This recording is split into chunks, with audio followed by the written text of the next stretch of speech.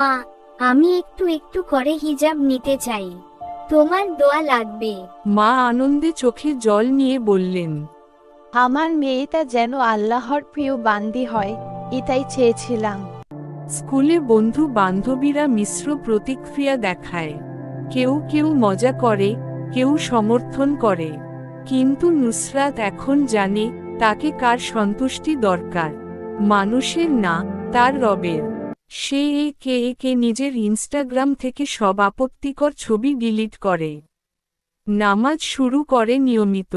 ইউটিউবে Islamic channel follow করে। তার ঘরে এখন কুরআনের তিলাওয়াত শোনা যায়। পরিবর্তনের পথে সবাই সাপোর্ট করে না।